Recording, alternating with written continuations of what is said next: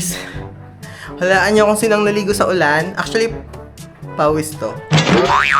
So, kumusta? Long time no vlog. Parang last week lang ata ako nag-upload ng vlog. So, walaan niyo kung saan ako galing. So, ako ay galing sa gym. Diba? Like, first time ko. Saan ko ilalagay yung camera? Dito lang siguro. Parang kahit ng angle. So, hindi, hawakan ko na lang. Saan ba magandang background? So, yun na guys. Galing ako sa gym. So, for the first time, nakakapag-gym din ang bakla.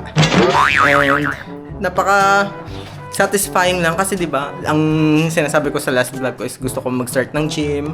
Pero, hindi mamaya ko na lang ikikwento kasi umulan na. Yun nga guys, umulan. So, naligo din ako sa ulan. Tingnan nyo. So, grabe yung pawis ko. So, yan. Maligo muna ako and then, chika ko sa inyo. Bye-bye. Ba't nasa C1? Hindi ko na ma-adjust yung settings nito. So, tapos ako maligo guys. Magdadamit lang ako. Excuse my taba. Haba na ng buhok ko. So, yun na nga. At ako'y muna'y maglalagad ng itlog. So, wala kasi itong stand na na action cam. So, yan. Bago ako mag-chika, di ko alam kung saan ko i-angle to. Naiinis ako. So, dyan muna. So, nasaan na nga ako sa kwento ko? Di ba nakapag-gym ako? Tapos, di ba nakapag-gym na nga ako guys? And, saan ba ako magkikwento? Ang una, may ganang gulo ng isip ko. Ito, wait, pakita ko muna sa inyo. So, ito, maglalaga ako ng boiled egg. 2 for my dinner. Tapos, so, balik tayo sa kwento ko. Grabe yung pawis ko. So, galing ako sa gym. And, alam niyo ba, di ba sa sinasabi ko dati sa vlog ko, like, tagal ko na talagang gustong mag-gym. Kaso nga, di ba, mahihayin ng bakla. So, laging napupornada. Di ko alam anong sumanib. Sumanib talaga. Di ko alam kung anong sumanib kanina sa akin nung pauwi ako galing office. So, sabi ko, parang, alam mo yung motivated ako mag-gym. Sabi ko, sige, try ko na puntahan yung malapit dito na gym sa amin. Mag-i-inquire na ako. Tapos mag-gym na din agad ako. So, di ko alam, ba't sobrang motivated ako sa pagdating ko dito sa bahay. Naglaba lang ako. Tapos after kung maglaba, yung nag-base na ako pang gym. So, dumiretso na ako sa gym. Buti, ang na-register ko ngayon ay, naka 1K pa lang per month ang rate nila sa gym. Pero, pagka September daw, sabi ni Kuya, na, 1-2. So, buti nakahabol ako. Tapos, yun. So, motivated si Bakla. So, ang gym kasi dito, maliit lang naman siya. Parang tinatawag nilang bakal gym. Pero okay naman yung mga equipment. So, ang ground floor is doon yung sa reception. Tapos yung mga weights talaga. So, tapos sa taas, yun yung parang mga cardio, mga treadmill, mga stationary bike, ganon. Tapos, so, pagpasok ko, may mga tao na sa baba. Mahihayin kasi ako. Hindi ko alam. So, sabi ko, sige, doon na lang muna ako sa taas. Magka-cardio lang ako. Kasi first day ko pa lang naman yun. So, naka 15 minutes ako sa stationary bike una. Tapos, may nakita ako, may treadmill. Kaso, hinuhulugan pala yun. Kaso, wala akong dalang coins. Sakto lang 1,000 yung pera ko. So, yun. Pero mayroon ding manual na treadmill. Sa hindi ko na-videohan kasi nahiya pa talaga akong maggalaw-galaw doon or mag-video-video. So may manual na treadmill doon.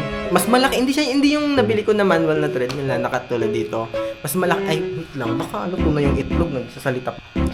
So may manual na treadmill guys. Tapos maganda siya, para siya yung, basta hindi ko ma-describe. Try ko maghanap sa internet, ipakita ko na lang dito. So yun, as in like, okay, parang sabi ko ito yung mga hinahanap ko na, di ba, pag mga cardio, at least makakapag-exercise na ako. Kasi di ba, pag morning, tamad na ako gumising na maaga, as in, kailangan ko talaga kumpletuhin yung tulog ko, ganun. So nakapag-cardio ako, after nun, parang mga 10-15 minutes din ata ako, ganun. Tapos meron din, trinay ko din yung Stairmaster.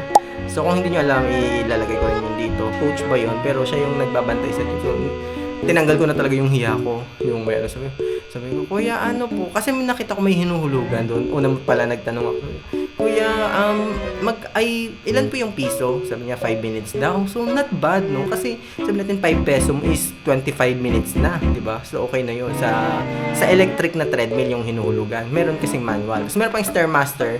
So, nagtanong ako, sabi ko, paano kaya ako magtatanong dito? Kasi hindi ko alam paano gamitin. So, sabi ko, siya naglakas ng loob na si bakla. Sabi ko, kuya, dito, hinuhulugan din po ba? Yun nga nakakatawa kasi wala naman yung hinuhulugan. Pero syempre, para sure, nagtanong na rin ako, wala naman masama sa pagtatanong, guys. So, sabi niya, hindi, free lang yan, gano'n. So, pero sabi niya, mahirap daw yon kasi para ka daw umakyat ng bundok. Si kuya, hindi alam. Nag-hike. Hiker to. So, nag-hike ako. Tapos, kaso ang tagal nang, di ba, wala akong hike. So, sabi ko, sige, Stairmaster. Diyos ko po, unang speed, sakto lang, gano'n. Tapos, tinatin ko, sabi ni kuya, ano lang daw, normal speed lang muna, wag biglain daw kasi baka malaglag ako doon. So, pag ganun. So, parang nababagalan ako. So, ginawa ko na siya parang 0.6 km per hour asla siguro. Ay, iwan ko kung kilometer per hour ba yun or something. So, yun, medyo ganun na. Diyos ko, parang 1 minute pa lang ako, hingal na ako. Like, sabi ko, grabe, parang ganito yung pag nag-hike kami, na ganun yung feeling na nakakahingal talaga. Okay, so after nun, nag-stop ako doon. Bumalik ulit ako sa manual na treadmill. Tapos yun po, ikot-ikot lang ako, tapos balik ulit sa stationary. Tapos, yun, buti nga may free water. Di nagtanong na ako sa Kaiser, yung parang tatay doon na sabi ko, mukhang approachable naman. Sabi ko, sir, may tubig, may free water ba dito? Sabi niya, meron daw. Kuha lang ako ng disposable na baso. Tapos meron sa second floor, meron din sa baba. So, humingi ako sa baba. At least may free water na, di ba? Di na ako magdadala ng tubig. Tapos yun, hanggang parang, dun lang talaga ako sa taas nag-exercise. Kasi nahiya ako. Di ko palang paano gawin yung mga weights doon sa baba. Tapos, yun, parang naka 1 hour and 10 minutes din ako. Kasi umulan pa pala nung parang yung papatapos na sana ko, biglang umulan pa ng malakas. So, sige, mag-extend muna ako ng kahit mga 10 minutes, gano'n. So, hanggang hinintay ko lang yung ulan na humina. Tapos yun, doon lang talaga ako sa taas. Sabi ko, sige lang, okay lang. First day ko pa lang naman. So, pero grabe nga yung mga observe ko doon. Sabi ko, tinitingnan ko kung paano gamitin yung equipment, kung may magagamit, tinitingnan kung nabago ako gumamit kasi di ba baka mag-viral tayo dito na mali pala yung paggamit ng equipment ko. So, gusto ko din i-try sa baba kasi mga weights na doon yung gusto, lalo yung favorite talaga yung mga squats. Kasi nakita ko doon parang maraming gumagamit. So, nahiya ako ewan ko, kahit naman parang nakako-conscious ako. Kaya nga, di ba, buti nga napilit ko yung sarili ko na mag-back to gym kasi grabe wala na talaga akong exercise, guys. Ang unhealthy pa yung pinagkakain ko. So, maga tayo madidedo. Ito ba natin yun? Siyempre hindi. So, yun nga, tumataba pa ako, guys. So, at least mamomotivate na ulit ako mag-exercise, kumain ng healthy. So, di ba yung itlog doon, naglaga na lang ako. Papartneran ko na lang yun ng slice ng mga cucumber. Tapos, ako siguro, mag-smoothie na banana strawberry smoothie. And, so yun lang, guys. Ang dami ko nang nakwento ang daldal ko. Kasi natutuwa lang talaga ako. I'm so happy and I'm so proud of myself. Kasi nakapag-gym na rin ako sa wakas. Ang daldal ko nang gusto mag-gym. And, wala na yung bawian kasi nagbayad ako ng 1,000. Hindi naman ako yung tao na pag nagbayad hindi naman ako yung tao ako yung tao pala. Hindi yung tao. Ako pala yung tao na pag nagbayad talaga is parang manghihinayang, masasayangan sa pera na binayaran, tapos di mo naman pala gagamitin yung pinagbayaran mo, di ba? Gutom lang ako siguro. So, kailangan ko na siguro kumain, guys. So, yun lang. At timer na ang aking boiled egg. So, bye-bye, guys. Pakita ko mamaya sa inyo yung dinner ko. Ito yung aking gagawing smoothie. So, ito, banana yung nasa bottom. Middle is cucumber. Sabi ko, kakain ko sa cucumber pero ihalo ko na lang siguro. Tapos strawberry, frozen strawberry. And, lalagyan ko pa to yan ng milk. And, ito yung itlog na basag. Andyan yung ibang boiled egg. And, ito pala yung cucumber ko. Ini-slice ko na siya. So, lalagyan ko lang ng 1/2 cup of milk. Ay, hala, gago ba't dito ko ilalagay sa may ano, my goodness. So, dito ko lang siya lalagay, guys. Ayan. Okay na to. Tapos, i-close lang natin sa akin. Guys, hindi nyo pa pala alam, may NutriBullet na ako. Bumili talaga ako ng blender. So,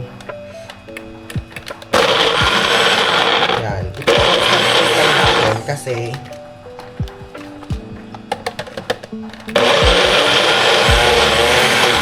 kailangan niyang makahinga.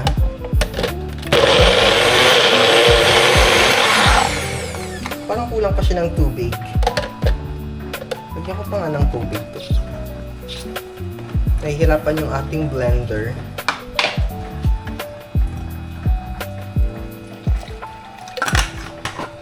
Lagyan ko na ng tubig, guys.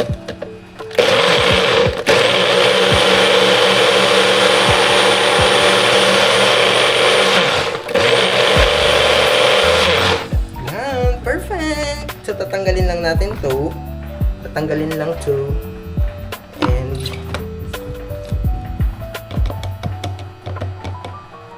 there you go. Mayroon na tayong smoothie. Sarap.